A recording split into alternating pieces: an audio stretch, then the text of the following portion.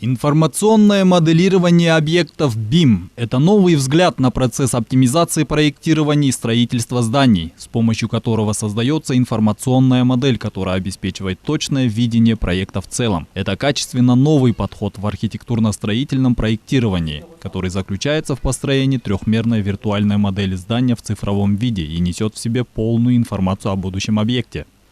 Мы запустили программу по внедрению BIM-проектирования в нашу проектную организацию. То есть полностью штат наших сотрудников переходит в проектирование именно в данной сфере.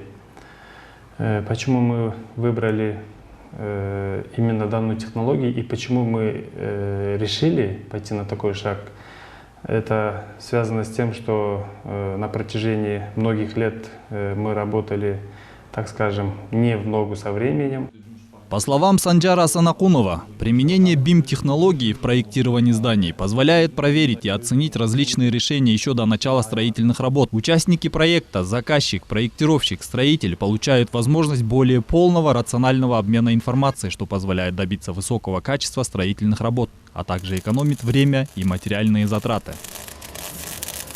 Преимущество данного вида проектирования заключается в том, чтобы максимально исключить ошибки в проектах, максимально экономить,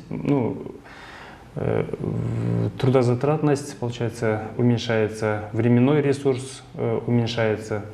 Тем самым можно, так сказать, не привлекая очень большой штат сотрудников, не тратя очень много времени, можно будет в кратчайшие сроки заканчивать такие большие глобальные проекты. Да? Преимущества BIM-разработки очевидны, так как в отличие от прежних систем компьютерного проектирования строительного объекта, которые создавали геометрические образы, BIM-моделирование создает цифровую модель, включающую полную информацию не только об объекте, но и о процессе его строительства, делает каждое действие прозрачным и обеспечивает полный контроль, причем в автоматизированном режиме. Для создания информационных моделей и их анализа применяются специальные программы.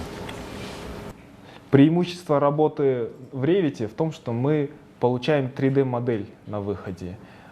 Эта 3D-модель позволяет нам исключить ошибки, которые возникали раньше при 2D-моделировании. Раньше мы использовали AutoCAD для 2D-моделирования. Здесь просто в линиях или еще подобных инструментах мы набрасывали чертежи наших конструкций. Планы, фасады, какие-то там рамы в осях. И все это мы делали в 2D.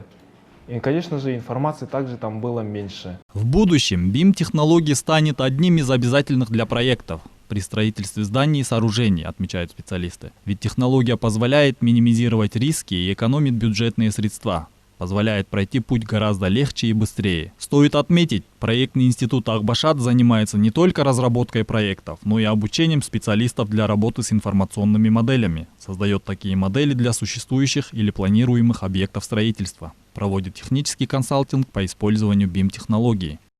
Азамат Кенджешев, Эрмек Раимбеков, Нью ТВ.